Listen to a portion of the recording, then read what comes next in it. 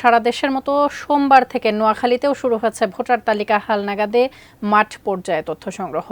নোয়াখালীর ৯১টি ইউনিয়নের প্রতিটি বাড়ি বাড়ি গিয়ে মাঠকর্মীরা আগামী ১৫ দিন তথ্য সংগ্রহ করবেন। এ নিয়ে বিস্তারিত জানতে নোয়াখালী জেলা নির্বাচন কার্যালয় থেকে যুক্ত হব প্রতিনিধি ফয়জুল ইসলাম জাহানের সঙ্গে। জাহান, মাঠকর্মী যারা রয়েছেন তারা আসলে এই তথ্য সংগ্রহের ক্ষেত্রে কোনো প্রতিকূলতা ফেস করছেন কিনা সেটি জানাবেন, এবং সব মিলিয়ে কি তথ্য আপনার কাছে রয়েছে সেটিও একটু জানাবেন।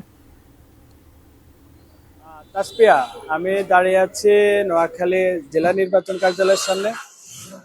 গতকাল সারা দেশের ন্যায় গতকাল সোমবার নোয়াখালীর ৯১টি ইউনিয়নে মাঠ পর্যায়ে ভোটার তালিকা হালনাগাদকরণের তথ্য সংগ্রহ কাজ শুরু করেছেন মাঠ কর্মীরা। এখানে নোয়াখালী জেলা নির্বাচন কার্যালয় সূত্রে যে বিষয়টি আমি জেনেছি যে ২৫৫ জন সুপারভাইজারের আন্ডারে ১১৯৫ জন মাঠকর্মী তারা নোয়াখালীর ৯টি উপজেলার ৯১টি ইউনিয়নের ওয়ার্ড পর্যায় থেকে একদম ভোটারদের বাড়ি বাড়ি গিয়ে তারা তথ্য সংগ্রহ করছেন। তো আপনাকে জানিয়ে রাখি, এর আগে ২০২২ সালে সর্বশেষ ভোটার তালিকা হালনাগাদকরণ করা হয়েছে। সেখানে নোয়াখালীর যে ২২-এর ভোটার তালিকা হালনাগাদের সর্বশেষ ভোটার সংখ্যা হচ্ছে ২৬,২১,৭০৪ জন। তো এখানে গতকাল থেকে যে ভোটার তালিকা হালনাগাদকরণ শুরু হয়েছে সেখানে জেলা নির্বাচন কর্মকর্তা মোহাম্মদ নওয়াবুল ইসলাম আমাকে যে বিষয়টি জানিয়েছেন যে এখানে ২০০৮ সালের ১লা জানুয়ারি থেকে যাদের জন্ম তারা এই ভোটার তালিকা হালনাগাদকরণে তাদের নাম অন্তর্ভুক্ত করা হবে।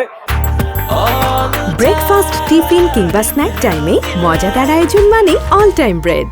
বিশেষ করে তিনি যে বিষয়টি জানিয়েছেন যে ২০২৬-এর ১লা জানুয়ারি যাদের বয়স 18+ হবে তারা এখনই এই ভোটার তালিকা হালনাগাদে তাদের তথ্য সংগ্রহ করা হবে।